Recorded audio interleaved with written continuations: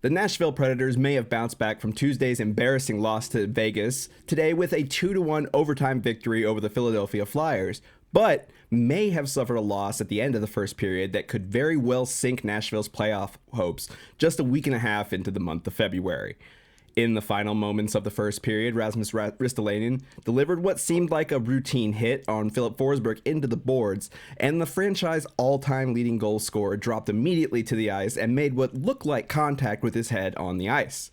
Forsberg obviously did not return to the game, and the Predators have not yet released any information regarding his health, but one could imagine that the Predators will be without the team's leading goal scorer this year for at least the next few games. So, what do the Predators look like without Filip Forsberg? That's the topic of tonight's One Big Stat. So let's start off with the basic stats. Filip Forsberg currently leads the team in goals with 19 this season.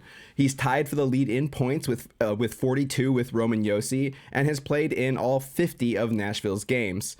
At the team level, he is second in total shots and shot attempts and leads in total expected goals, 18.1, which is pretty close to his actual goal total. So he's not overshooting. He's actually producing the quality and following up and finishing.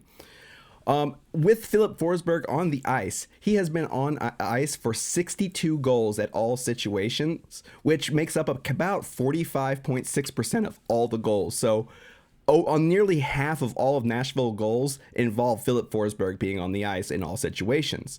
Now at 5-on-5, he is on ice for he has been on ice for about 38.7% of all goals at 5-on-5, second behind Roman Josi. Now, looking at, again, he does just barely trail Roman Josi in a lot of categories, including he's got the third highest expected goal percentage on the team, but he does lead the team with 4.3 goals per 60 minutes, and second with on-ice expected goals at 4.4 per 60 minutes. So he's great offensively. We know that. He is among the top producers on the team. He is one of the leaders on the team in goals above replacement, and he actually sits in about the top 12% of the NHL in that metric. So let's look at that impact and what his impact on the ice, how that affects the Nashville.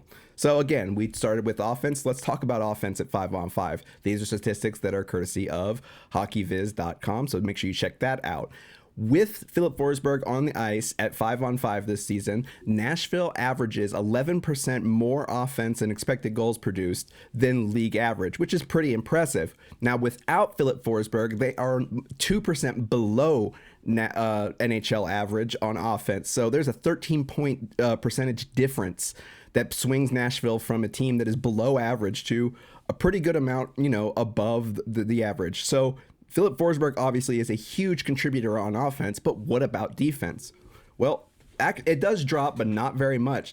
With Forsberg on the ice, Nashville's defense is about 8% worse than the NHL average, and without Filip Forsberg, just 7% worse. So not much of a difference. He's not going to really affect the defensive game as much. His absence is. Of course, but it's his offense that they're going to miss, and offense is something that Nashville's been lacking a lot. So that's an area that they really couldn't afford to lose. Lose in a player like Forsberg is that goal scoring ability. So what do you do without Filip Forsberg for the foreseeable future?